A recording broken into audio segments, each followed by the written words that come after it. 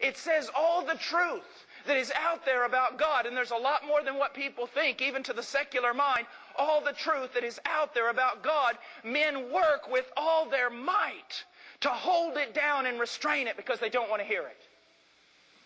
One of the leading evolutionists, before he died, he said, I have absolutely no evidence for my belief in evolution. I must believe in evolution by faith. But I will do so because the only alternative is to believe in God as a creator, and I will not do that.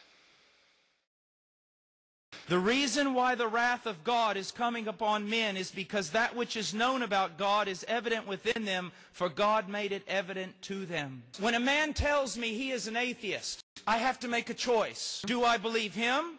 Or do I believe the Bible? Because the Bible tells me he's not an atheist. The Bible tells me that God has made himself evident to him. God made us. We have the fingerprints of God all over us. You know the one true God. So why do you run?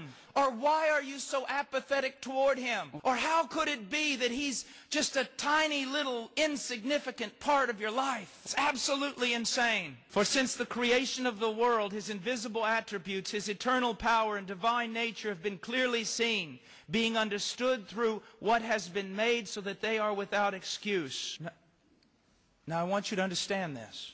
There is something inside you that is constantly screaming out that yes, there is a God and you know who he is. And God is testifying to you in your heart of his reality, but you do not hear it. And then you walk outside, and everywhere you look in nature, there is an outward testimony. It is God screaming out at you. He is saying, you know me. You know the one who made this. Come to me. Turn to me. Do not be lost. Some of you say, well, Brother Paul, I look out and I see all kinds of chaos also. I see pain and suffering and futility. There's an answer for that. Genesis chapter 3. That God made man good. And God put man in a perfect world. But man disobeyed God. And when he fell, he took the entire world with him. If you look at Genesis chapter 3, you see God's judgment upon fallen man. For the man, it says that he will work and labor in futility. Gentlemen, have you ever experienced that? Students, do you ever experience that? You're studying to get your degree, but every once in a while you get up in the morning and you just feel totally and completely hollow. Everything seems futile and useless. And you even wonder why you're alive. And some of you older men, you work and you labor, but nothing goes right. You exhaust yourself trying to make a way in this world, trying to find purpose, only to retire to your bedroom tired and worn out. All the dreams of your youth are gone.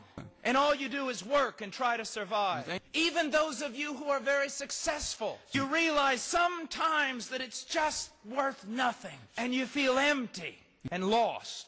What's happening? I'm going to tell you. It's not only the judgment of God, it's the mercy of God. Every time you go to work and you experience nothing but frustration, it is God screaming out to you.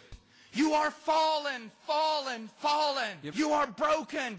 You are sinful. You are separated from me. You need a Savior. You need my Son. It says also that because of the sin of man, the woman would bear great pain in childbirth. And according to my wife, that is a terrible judgment.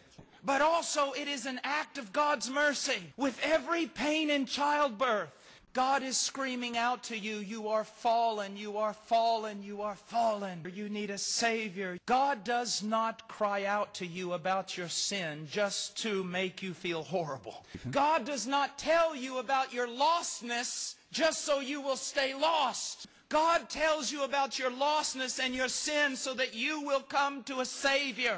He has left His fingerprints all over you so that you would know that He made you. In a sense, He put His laws in your heart so that you would know His will. And He gives you a conscience so that every time you break His law, it screams out to you, you are sinful, you are sinful, you are sinful. He has surrounded you with the beauty of creation so that every time you look at it, you see that there is a God who is good, a God who is beautiful, a God who is willing and powerful to save.